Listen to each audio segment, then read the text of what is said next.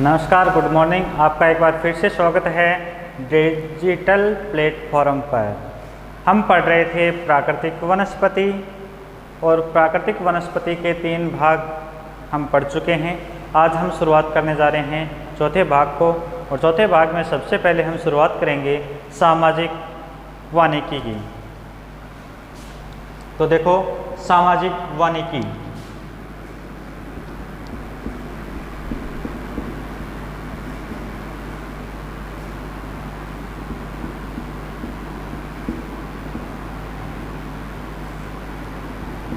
तो सबसे पहले हमें ये देखना है कि सामाजिक वानिकी होती क्या है, किसे कहते हैं, इसका अर्थ क्या होता है।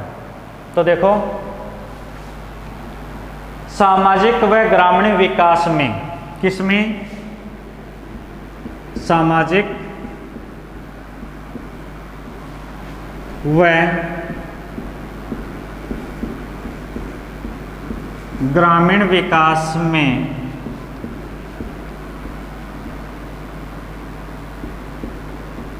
मदद, ध्यान देना, सामाजिक व ग्रामीण विकास में मदद के उद्देश्य से बनी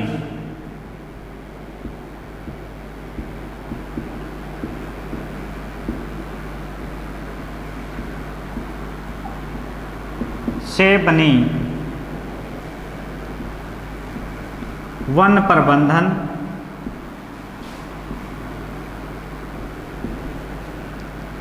और सुरक्षा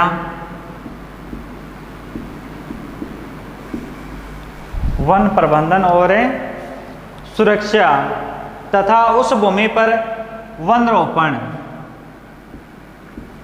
तथा उस भूमि पर वन रोपण। क्या समझे? सामाजिक वानिकी यानी सामाजिक व ग्रामीण विकास में, समाज व ग्रामीण विकास में मदद के उद्देश्य से बनी वन प्रबंधन और सुरक्षा तथा उस भूमि पर वन रोपण, यानी वनों की क्या करना? प्रबंधन करना, उनकी सुरक्षा करना तथा जो भूमि है उस भूमि पे क्या करना? वन रोपण करना ही क्या कहलाता है? सामाजिक वानिकी कहलाता है। क्या कहलाता है? सामाजिक वानिकी कहलाता है। और राष्ट्रीय कृषि आयोग ने, ध्यान देना आगे, जो राष्ट्रीय कृषि आयोग है,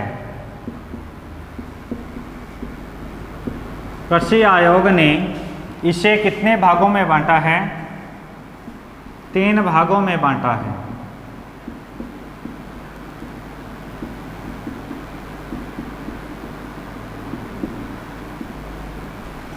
राष्ट्रीय कृषि आयोग ने इसे कितने भागों में बांटा है? 3 भागों में बांटा है। एक तो है शहरी, एक है ग्रामीण और एक है फार्म। 3 भाग कौन कौन से हैं? शहरी, ग्रामीण और तीसरा कौन सा है? फार्म।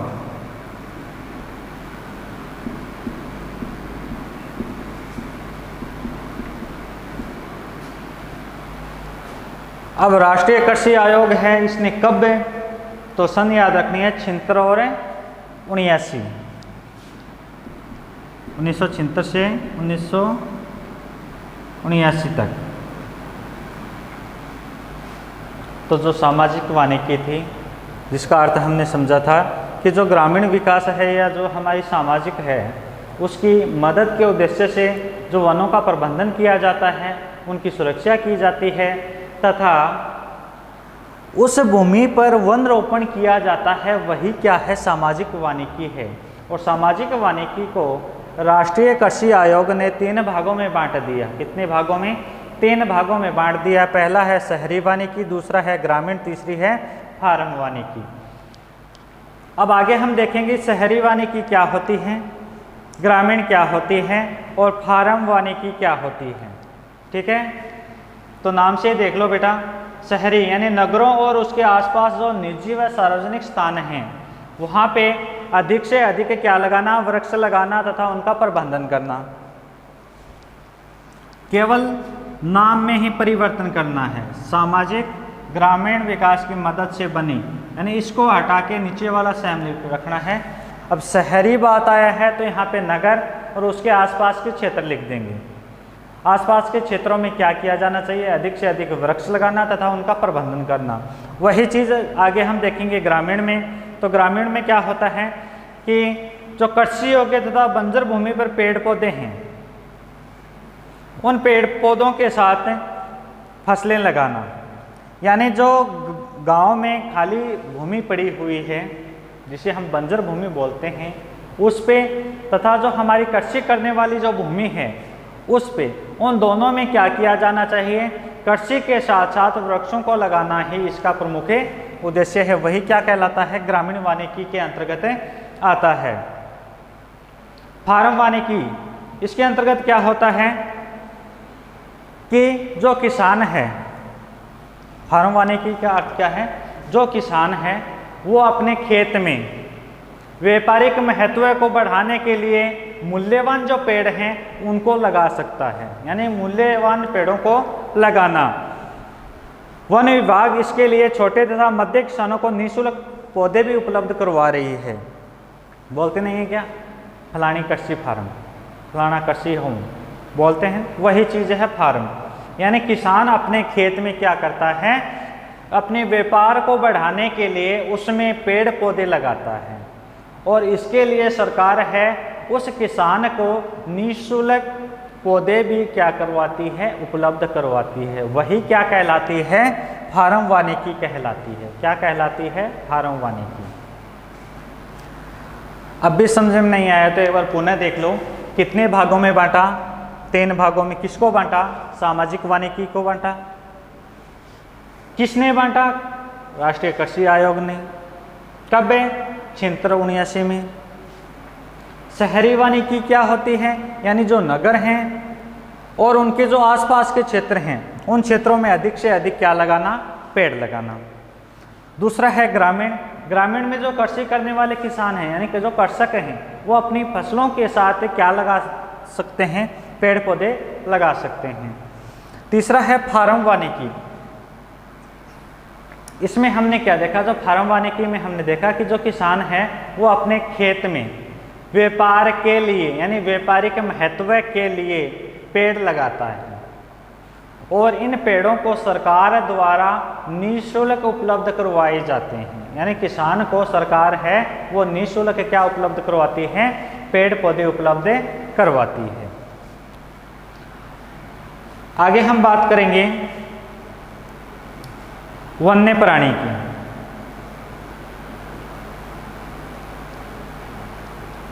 तो वन्य प्राणी वनों में निवास करने वाले जीव जंतु वही होते हैं वन्य प्राणी, यानी जीव।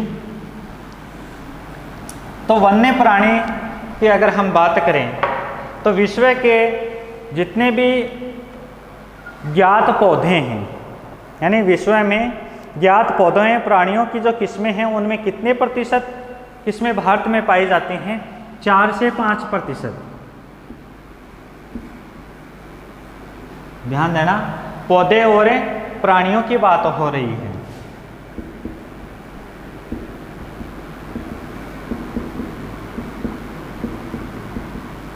यानी विश्व में जितने पौधे व प्राणियों की किस्में पाई जाती हैं, किस समझ गए होंगे ये कौन सी किस्म का पेड़ है, बोलते हैं वही चीज़ है किस्म। उनमें से कितने प्रतिशत भारत में पाई जाती हैं, तो 4 से 5% कहाँ पाई जाती हैं, भारत में पाई जाती हैं। मात्र कितने प्रतिशत भारत में पाई जाती हैं, 4 से 5% भारत में पाई जाती हैं।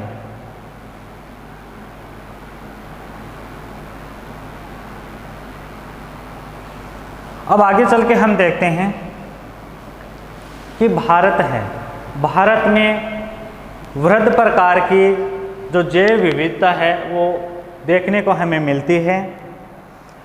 उन्हीं का कारण है कि यहाँ विभिन्न प्रकार के पारिस्थितिकीय तंत्र भी मिलते हैं। किनके कारण? जैव विविधता के कारण। जैव विविधता के कारण क्या है? पारिस्थितिकीय जो तंत्र हैं वो भी मिलते हैं। और उसमें निवास करने वाले जो वन्य प्राणी हैं, यानी जो भारत में पारिस्थितिकी तंत्र है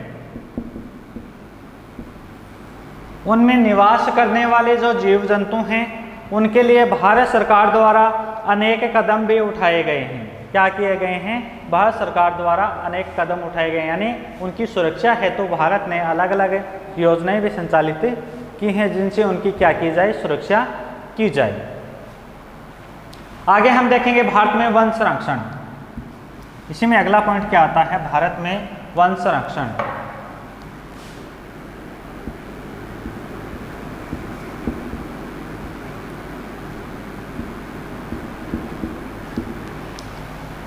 क्या आता है? सॉरी, वन जीव जंतु पढ़ रहे हैं ना, वन्य संरक्षण। तो वन्य संरक्षण का अर्थ क्या होता है? यानी वन्य प्राणियों को बचाना। वन्य संरक्षण का अर्थ क्या होता है? संरक्षण यानी किसी को उसकी देखभाल करना या फिर बचाना। वन्य यानी वन्य जीव जंतुओं की। इसके लिए भारत ने एक अधिनियम बनाया है, वन्य प्राणी अधिनियम 1972।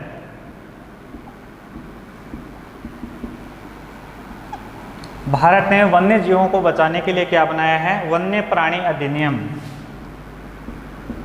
वन्य प्राणी अधिनियम। अगर पूछ लिया जाए कि भारत में वन्य प्राणी अधिनियम कब? 1972 में। कब है? 1972 में। इस अधिनियम के अनुसार क्या होता है कि जितने भी यहाँ पे सूचीबद्ध तरीके से संकटग्रस्त जो प्राणी हैं उनकी सुरक्षा हेतु नेशनल पार्क, पशु विहार जैसे संरक्षित क्षेत्र हैं वो बनाए गए हैं। किनके लिए? वन्य जो जीव जंतु हैं उनकी सुरक्षा हेतु इस अधिनियम के तहत उन्हें बचाने हेतु सरकार द्वारा अलग अलग अभयारण्य या फिर मैं कहूँ नेशनल पार्क और जो पशु विहार हैं उनको बनाए गए हैं तथा उन्हें कानूनी सहायता प्रदान की जाती है। तथा उन्हें क्या की जाती है? कानूनी जो सहायता है वो प्रदान की जाती है। आगे हम देखते हैं अगला पॉइंट जो आता है वो है कि देश के 92 नेशनल पार्क कितने हैं? 92।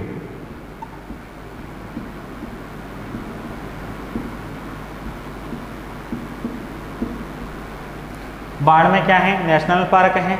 और 492 क्या है? वन्य प्राणी अभ्यारण्य हैं। बाढ़ में ध्यान देना, बाढ़ में और नीचे वाले में क्या रहेगा? 492। बाढ़ में तो क्या है? National park. और 492 में क्या है? वन्य प्राणी अभ्यारण्य हैं। वन्य प्राणी अभ्यारण्य हैं।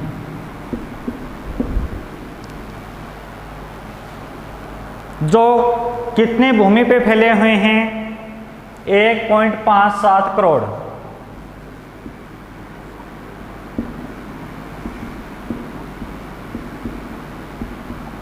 ध्यान देना, 92 और 492 दोनों जो हमारे पार्क और अभ्यारण्य हैं वो कितने क्षेत्र में यानी भूमि पे फैले हुए हैं? तो 1.57 करोड़ हेक्टेयर, यानी 1.57 करोड़ हेक्टेयर क्षेत्र में या फिर मैं कहूँ भूमि पे ये फैले हुए हैं।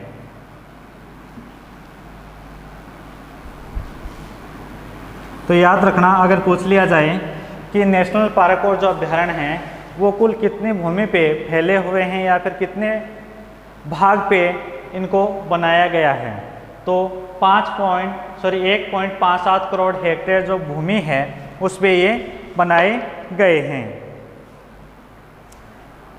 आगे हम देखें कि यूनेस्को द्वारा, किसके द्वारा? यूनेस्को की जो मानव और जीवमंडल योजना है उसके अंतर्गत भारत सरकार ने वन्य जीवों को तथा उनमें निवास करने वाली जो प्रजाति है उसके संरक्षण के लिए कई महत्वपूर्ण कदम भी उठाए हैं। भारत में वन्यजीवों की संख्या में वृद्धि करने तथा उनकी संरक्षण प्रदान करने के उद्देश्य से बाघ परियोजना। अब कुछ परियोजनाओं के नाम बता रहा हूं। वन्य प्राणी अधिनियम 92, कितने नेशनल पार्क और कितने वन्यजीव अभ्यारण्य। अब बात करेंगे किसके, सरकार द्वारा जो वन्यजीव हैं उनकी वृद्धि करने के लिए, उनके संरक्षण के लिए क्या क्या कदम उठाए गए हैं। तो सबसे पहले मैं बात करूंगा बाघ परियोजना।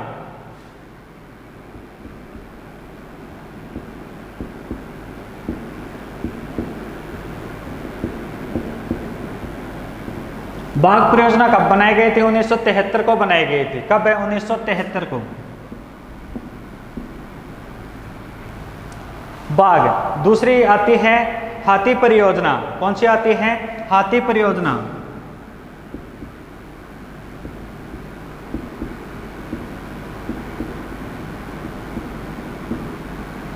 हाथी परियोजना है, उसको कब लागू किया गया था, यानी कब बनाए गए थे? तो हाथी परियोजना में आपको बताना है 1992। कब बनाई गई थी? 1992 में। अगली है मगरमच्छ प्रजनन परियोजना। कौन सी है? मगरमच्छ प्रजनन परियोजना। उसे आगे हम देखें तो हिमालय कस्तूरी मृग परियोजना और एक है हंगुल परियोजना। इस प्रकार से भारत सरकार ने 5 परियोजनाएं संचालित की हैं। उसमें से आपको जो मोस्ट रूप से देखा जाए तो इन 2 परियोजनाओं के बारे में देखना है कि बाघ परियोजना कब है और हाथी परियोजना कब। ये बेटा आगे जीके के लिए भी महत्वपूर्ण है, तो दोनों को याद रखना। बाघ परियोजना 1973 को, हाथी परियोजना 1992 को। किस लिए बनाए गए हैं? कि वन्य जीव या फिर मैं कहूँ जो वन्य प्राणी हैं उनके संरक्षण हेतु, उन्हें सुरक्षा प्रदान करने हेतु सरकार द्वारा ये कदम उठाए गए हैं। इसके अलावा मगरमच्छ प्रजनन और एक हंगुल और एक है हिमालय कस्तूरी मृग परियोजना संचालित की गई हैं। इसी के साथ आपका जो वन्य संरक्षण संबंधित है टॉपिक वो क्या होता है? पूर्ण होता है। आज की क्लास में बस इतना ही। मिलते हैं अगली क्लास में, तब तक के लिए धन्यवाद। आप सभी का दिन शुभ हो।